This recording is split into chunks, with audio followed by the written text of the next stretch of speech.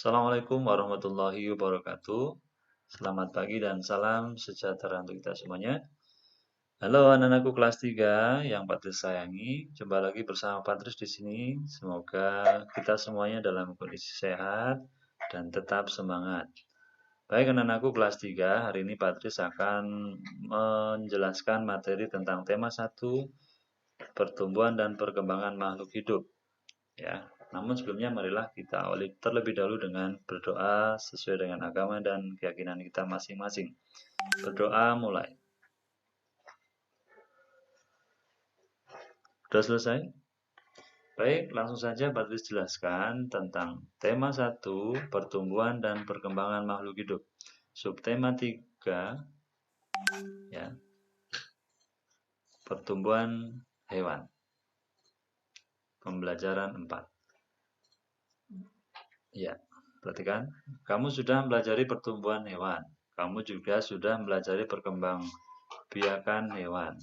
Hewan berkembang biak dengan cara yang berbeda-beda. Setiap tahapan perkembangbiakan hewan juga berbeda-beda. Amati gambar di bawah ini. Ada gambar telur ayam, anak ayam, dan induk ayam.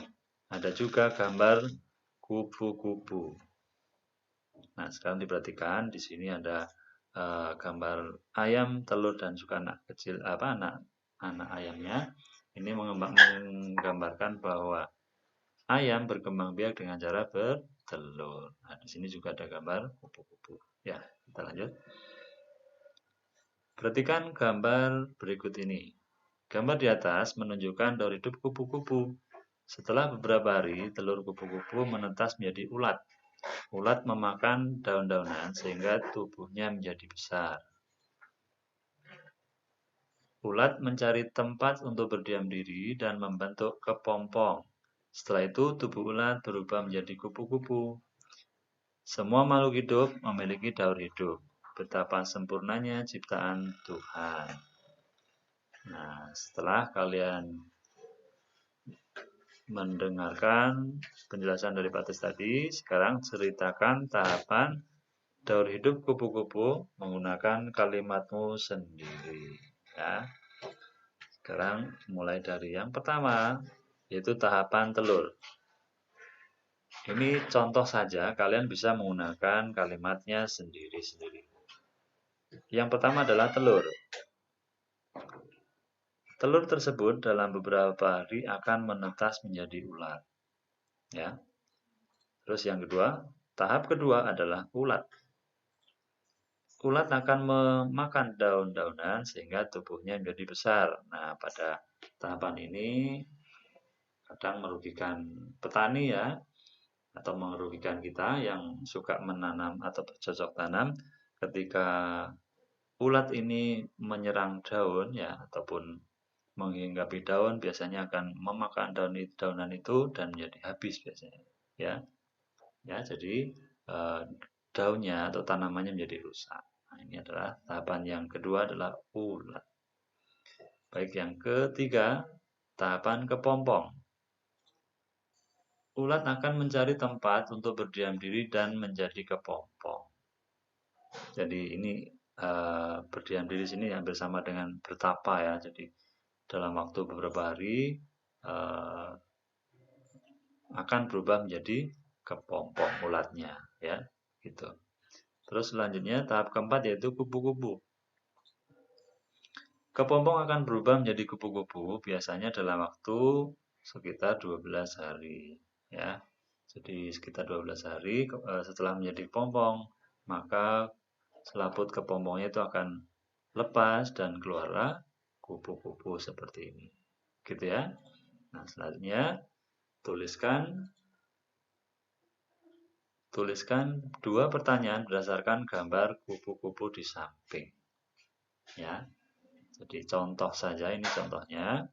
Kupu-kupu dapat terbang karena mempunyai titik-titik atau mempunyai apa gitu ya. Terus yang kedua, mengapa kupu-kupu terlihat begitu indah? Nah, ini hanya contoh saja. Kalian bisa mencari pertanyaan sendiri berdasarkan gambar kupu-kupu yang ada di samping ini. Ya, tuh lanjut. Nah, ada banyak jenis kupu-kupu yang dapat kita temui di sekitar kita. Ukuran kupu-kupu ada yang besar dan ada yang kecil, dengan bermacam-macam warna dan motif. Mari kita mencoba menirukan gerak sesuai tahapan daur hidup kupu-kupu. Ya, lakukan pemanasan terlebih dahulu. Sebelum melakukan gerakan, kita usahakan pemanasan terlebih dahulu agar tidak cedera nantinya ya. Nah, kemudian ikuti gerakan sesuai gambar. Ya, yang pertama adalah posisi tidur terlentang sambil mendekap kaki dan badan. Nah, ini adalah contoh dari gerakan telur atau gerak telur ya. Nah, kemudian yang kedua, posisi badan merangkak. Jadi ini gerak ulat ya. Jadi merangkak ini seperti gerakannya ulat. Yang ketiga, posisi berdiri. Tangan mengepal dan disimpan di atas kepala. Ya, salah satu kaki diangkat menyerupai gerak menggantung pada pohon. Ini adalah gerak kepompong. Perhatikan gambarnya ya. Nah, terus berikutnya gerak yang keempat adalah posisi badan berdiri dan tangan terbuka. Kemudian bergerak seperti gerak kupu-kupu. Berlari sambil melompat-lompat, begitu ya. Nah, ini adalah contoh gerak yang ada pada daur hidup kupu-kupu. Nah, sekarang berdasarkan gerakan tadi, jawablah pertanyaan-pertanyaan berikut ini sesuai dengan pengalamanmu saat menirukan gerak daur hidup kupu-kupu. Yang pertama, manakah gerakan yang paling senang kamu tirukan? Nah, ini bebas, kalian mana yang kalian suka yang mana ya. Misalkan Patris menjawab ini, posisi tidur terlentang sambil mendekap kaki dan badan. Ini adalah gerakan telur ya, atau gerak telur. Terus yang kedua, manakah gerakan yang paling mudah kamu tirukan? Yang mana? Ya, misalkan Patris menyukai posisi badan merangkak atau gerak ulat, gitu ya. Dan yang ketiga, manakah gerak yang paling sulit kamu tirukan? Nah, ini juga berbeda-beda ya setiap anak. Mungkin ada yang menjawab seperti Patris, posisi badan berdiri dan tangan terbuka, kemudian bergerak seperti gerak kupu-kupu, berlari sambil melompat-lompat, ya. Nah, itu contoh gerak ulat, gerak kupu-kupu ya. Nah, sekarang selanjutnya adalah amati gerakan yang dilakukan temanmu. Tuliskan saran yang baik untuk perbaikan temanmu sebagai bentuk menghargai teman. Jadi ini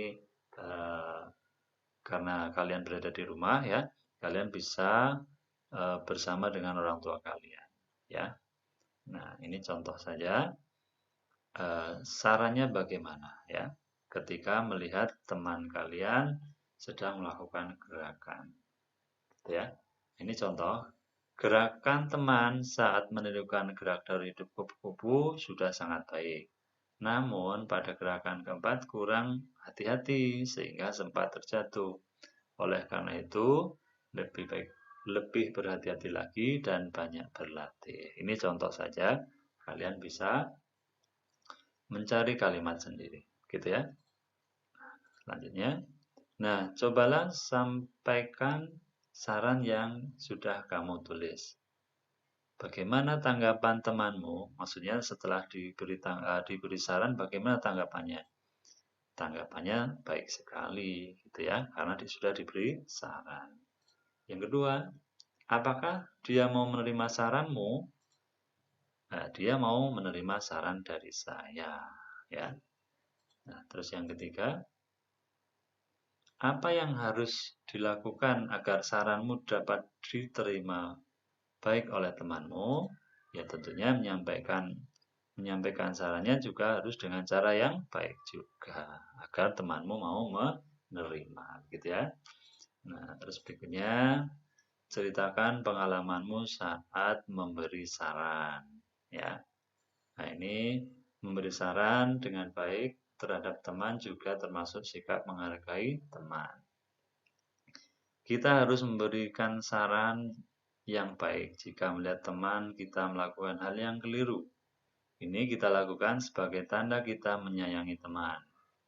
Menyayangi teman termasuk pengamalan sila kedua Pancasila. Sila kedua Pancasila adalah berbunyi kemanusiaan yang adil dan beradab. Nah, gitu ya.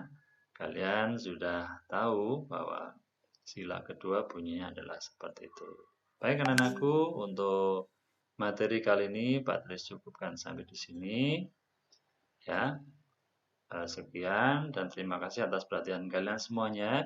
Semoga bermanfaat ya.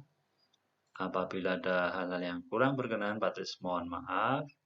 Yang sebesar-besarnya, Pak Tris akhiri. Assalamualaikum warahmatullahi wabarakatuh.